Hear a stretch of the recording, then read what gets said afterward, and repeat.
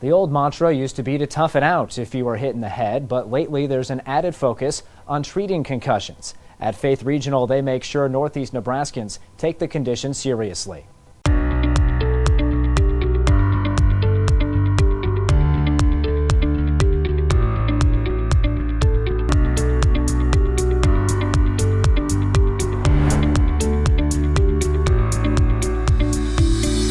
I'm joined now by Tony Garcia, a physical therapist with Faith Regional Health Services, and we're talking about concussions today. What should people be looking for in terms of symptoms to think that they might have a concussion?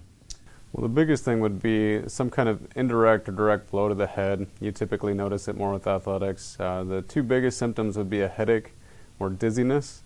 They could have emotional changes associated with the concussion. Do you need to be an athlete to experience this, or is this something that can happen in everyday life? Aside from athletics, we tend to see concussion patients associated to a motor vehicle accident or usually due to a trauma sustained at work.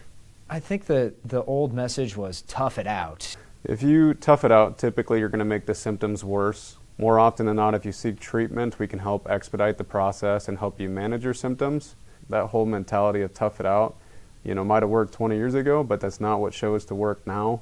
The biggest thing is the more we can make people aware, whether it is coaches or medical staff or parents, the better treatment we can provide, as well as the safety regarding the child. When someone comes to you with symptoms, what are some of the first things that you start to do? I typically look at their vestibular system or their inner ear in addition to their eyes. That's the two biggest things that we test. Aside from that, we also look at their exertional tolerance, so how much activity can they tolerate before they provoke symptoms. And between the two of those things, that's how we manage their care and help them get back to their regular day life. In terms of treatment, what is there that you can do to help someone that suffered a concussion? For those that have suffered from a concussion, we work a lot on vestibular rehab. So there's a lot of eye and inner ear drills that you'll do. It will typically provoke the dizziness. As far as the headache will go away in time.